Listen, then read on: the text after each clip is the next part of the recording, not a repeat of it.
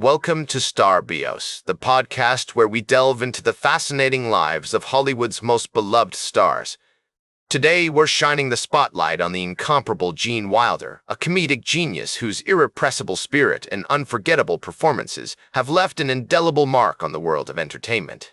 With his signature blend of wit, charm, and vulnerability, Wilder has captivated audiences for decades, and it's our pleasure to explore the remarkable journey that brought him to the forefront of American comedy. Born Jerome Silberman on June 11, 1933, in Milwaukee, Wisconsin, Gene Wilder's early life was marked by a unique blend of cultural heritage and family influence. His father, William Silberman, was a Russian immigrant who had come to America in search of a better life, bringing with him the rich traditions and customs of his homeland. William's journey was not an easy one. He had fled the persecution of Jews in Russia, seeking refuge in the United States, where he hoped to build a brighter future for himself and his family. Gene's mother, Jean Baer, was of Polish descent, with her own stories of struggle and resilience. This rich cultural tapestry would later shape Wilder's distinctive perspective on the world, informing his comedic sensibilities and creative approach. As we step into the Silberman household, we're immediately immersed in a world of warmth, love, and lively debate. Gene's parents were both passionate about education and the arts, and their home was filled with music, literature, and laughter. His mother, an avid lover of music and theater, would often take Gene to concerts and plays at the local theater, where he'd watch and wonder as the performers brought stories to life on stage. These early experiences not only helped Gene develop his stage presence, but also instilled in him a deep appreciation for the transformative power of storytelling. Growing up in a middle-class Jewish family, Gene was raised with a strong emphasis on education and community. His parents encouraged his curiosity, supporting his interests and nurturing his creative spark. Gene's mother, in particular, played a pivotal role in shaping his early years, recognizing his unique talents and encouraging him to pursue his passions. She enrolled him in acting classes at the local YMCA when he was just 8 years old, where he'd learn the fundamentals of performance from a seasoned instructor. These formative experiences helped Gene develop his confidence, teaching him how to command an audience's attention and convey emotion through movement and expression. The 1940s and 50s were a time of great social change in America, with the country struggling to come to terms with the aftermath of World War II and the dawn of the Cold War. For Gene Wilder, these tumultuous years were also marked by personal upheaval, as his family navigated the challenges of poverty and illness. His father's struggles with Alzheimer's disease had a profound impact on Gene, teaching him the importance of resilience and adaptability in the face of adversity. As he watched his father's condition deteriorate, Gene learned to cope with the uncertainty and fear that came with it, developing a sense of empathy and compassion that would later inform his performances. As a young boy, Gene found solace in the world of fantasy and imagination, devouring books by authors like H.G. Wells and Jules Verne, and spending hours lost in the cinematic wonders of Hollywood's golden age.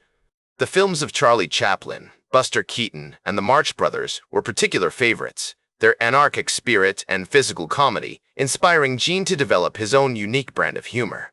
He'd spend hours watching these comedians, studying their timing, movement, and facial expressions, and practicing their routines in front of the mirror. Gene's room was a treasure trove of creativity, filled with scripts, costumes, and props, as he brought his imagination to life through makeshift performances and homemade films. At Washington High School in Milwaukee, Gene began to hone his craft as a performer, appearing in school plays and developing a keen interest in writing and directing. His English teacher, the redoubtable Miss Claire Zimmerman, recognized Gene's talent and encouraged him to pursue a career in the arts, offering valuable guidance and support during this critical period of development. Under her mentorship, Gene began to explore the world of theater, learning about playwrights like Tennessee Williams and Arthur Miller, and discovering the works of literary giants like Shakespeare and Dickens. Miss Zimmerman's influence extended beyond the classroom, as she introduced Gene to the world of professional theater, taking him to see productions at the Milwaukee Repertory Theater and encouraging him to attend workshops and seminars. After graduating from high school in 1951, Gene enrolled at the University of Iowa, where he studied communications and theater arts. It was during this time that he began to develop his skills as a writer, penning short stories and plays that showcased his burgeoning comedic talents. The influence of Iowa's renowned writing program can be seen in Gene's later work, as he brought a unique literary sensibility to his performances, imbuing them with a depth and nuance that set him apart from his contemporaries. Gene's time at Iowa was marked by intense creativity and self-discovery as he explored the world of theater, film, and literature, and began to forge his own unique voice and style. One particular anecdote from this period stands out, as Gene recalled a production of Our Town that he directed and starred in during his junior year. The experience was a defining moment for him, as he brought Thornton Wilder's classic play to life on stage, using innovative staging and direction to convey the themes of community and connection. This early success instilled in Gene a sense of confidence and purpose, as he began to see himself as a storyteller, capable of conveying complex emotions and ideas through the power of performance. As Gene Wilder's career began to take shape, he found himself irretrievably drawn to the enchanting world of comedy, where the likes of Sid Caesar and Imogene Coca had already left an indelible mark. Their pioneering work in the genre not only inspired Gene but also instilled in him a deep appreciation for the art of comedic storytelling. In 1955, with a sense of purpose and determination, he enrolled at the prestigious Bristol Old Vic Theatre School in England, an institution renowned for its rigorous training programs and esteemed faculty. Under the tutelage of the legendary instructor Theodore Komisarjevsky, Gene honed his craft as a performer, meticulously studying the intricacies of acting, movement, and voice. This period marked a significant turning point for Gene, as he began to develop his unique brand of humor, expertly blending physical comedy with witty writing and impeccable timing. The quaint, picturesque streets of Bristol became his playground, where he would often immerse himself in improvisational exercises, pushing the boundaries of his creativity and testing the limits of his comedic expression. As he delved deeper into the world of comedy, Gene discovered an uncanny ability to craft characters that were at once relatable, absurd, and endearing, a talent that would eventually become the hallmark of his illustrious career. Upon returning to the United States in 1957, Gene settled in New York City, where he became a regular fixture on the city's vibrant theater scene. The bright lights, eclectic sounds, and unbridled energy of the city seemed to fuel his creative passion, as he appeared in numerous off-Broadway productions, each one offering a unique opportunity for growth and experimentation. A notable stint as a cast member in the Broadway production of The Matchmaker in 1958 not only showcased his impressive range, but also introduced him to a diverse array of talented performers and writers, including Mel Brooks, with whom he would later collaborate on some of his most iconic projects. As Gene navigated the complexities of New York's theater scene, he began to forge lasting relationships with fellow performers and writers, many of whom shared his passion for innovative storytelling and comedic experimentation. These collaborations not only honed his craft, but also provided a sense of community and belonging, as he found himself surrounded by like-minded individuals who appreciated his unique brand of humor.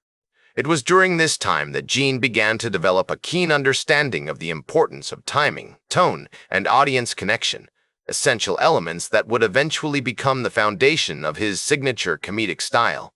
One of Gene's earliest breakthroughs came in 1961, when he appeared as the villainous Eugene Tackleberry in a television production of The Tempest.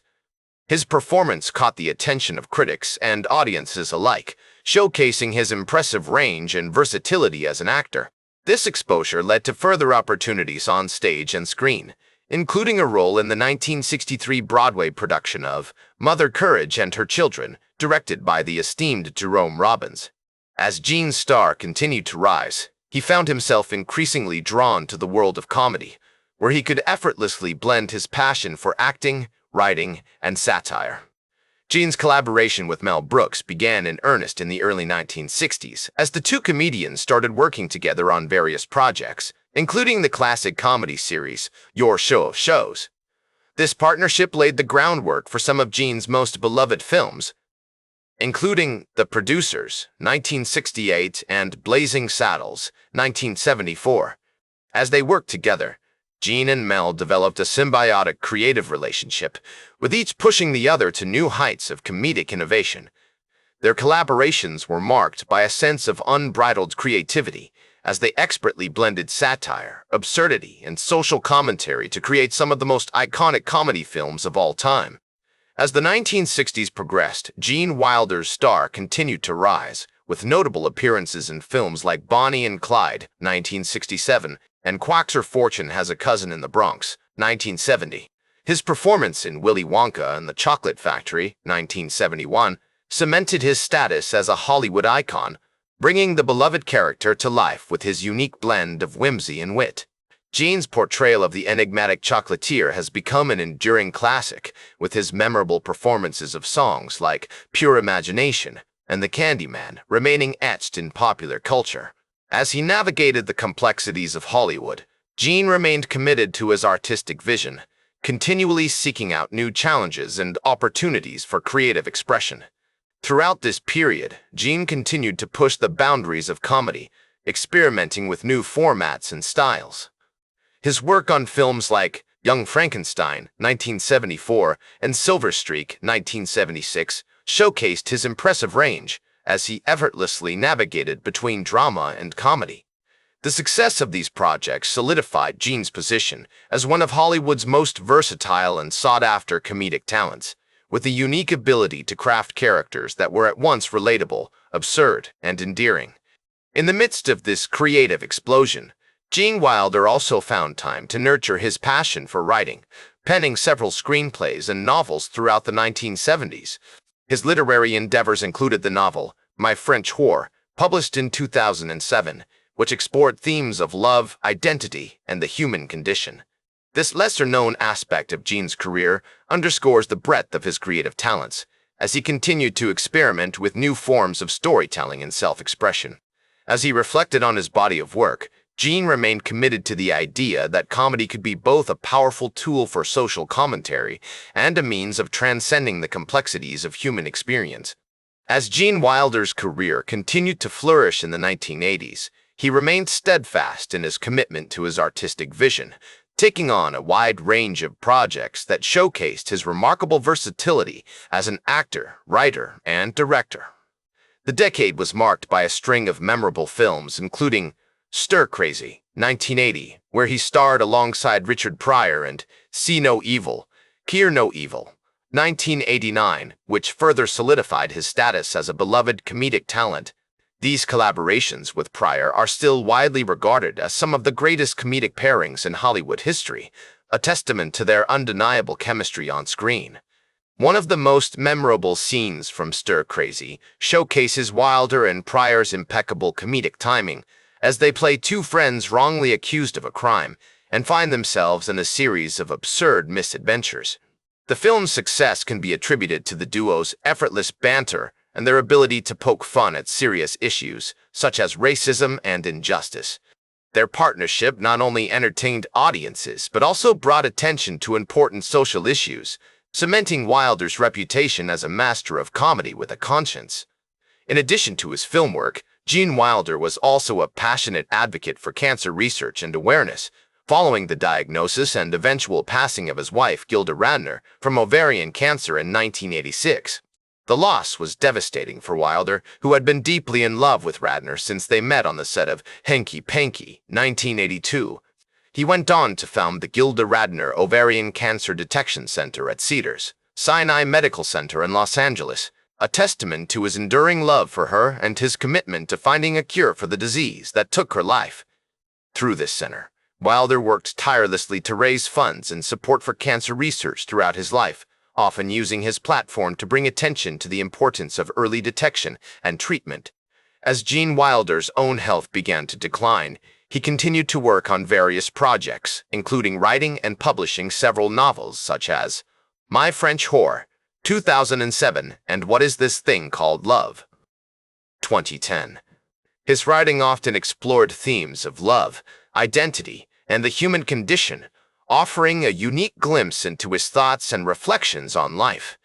In My French Whore, for example, Wilder weaves a poignant tale of love and loss set during World War I, showcasing his ability to craft compelling stories that transcend genres. Through his writing, Wilder demonstrated his boundless creativity and his willingness to experiment with different forms of storytelling. In his later years, Gene Wilder received numerous accolades for his contributions to the entertainment industry, including a star on the Hollywood Walk of Fame, an Emmy Award, and a Grammy nomination. He was also recognized for his philanthropic work, receiving the American Cancer Society's Lifetime Achievement Award in 2008. This recognition served as a testament to his tireless efforts to raise awareness and funds for cancer research, inspiring countless others to follow in his footsteps. Gene Wilder passed away on August 29, 2016, at the age of 83, leaving behind a legacy as one of the most beloved and enduring comedic talents of his generation. As he once said, "I'm not a comedian, I'm an actor who does comedy," highlighting his dedication to his craft and his ability to bring depth and nuance to even the most humorous roles. This philosophy is evident in films like Willy Wonka and the Chocolate Factory, 1971, and Blazing Saddles, 1974, where Wilder's performances continue to captivate audiences with their unique blend of wit, charm, and vulnerability. Today, Gene Wilder is remembered for his incredible body of work, which continues to inspire and delight audiences around the world. His collaborations with Mel Brooks, in particular, are widely regarded as some of the greatest comedic achievements in Hollywood history. Films like The Producers, 1968, and Young Frankenstein, 1974, showcase the duo's unmatched chemistry and their ability to craft hilarious stories that also offer clever social commentary. Gene Wilder's legacy extends far beyond his own body of work, however. He has inspired countless comedians, actors, and writers, including stars like Jim Carrey, Will Ferrell, and Steve Carell, who have all cited him as a major influence on their own careers. His commitment to social commentary and satire has also left a lasting impact on the world of comedy, paving the way for future generations of comedic talent. As Carrey once noted, Gene Wilder was a master of finding the absurdity in life and making us laugh at it, a testament to his enduring influence on the world of comedy. His passing leaves a void that can never be filled, but his work will continue to inspire and delight audiences for generations to come. As he would have wanted, we remember him with laughter, joy, and a deep appreciation for the incredible gift he shared with the world. In the words of Mel Brooks, Gene Wilder was a genius, a wonderful actor, and a great friend, a sentiment echoed by countless others who had the privilege of knowing and working with him. As we look back on his remarkable career, it is evident that Gene Wilder's impact on the world of comedy and beyond will be felt for years to come, a lasting tribute to his boundless talent, his generous spirit, and his unwavering commitment to making us laugh. That's all for today's Star Bios. Remember to like, share, and subscribe, and until next time, I'm Casey Gold reminding you to keep shooting for the stars.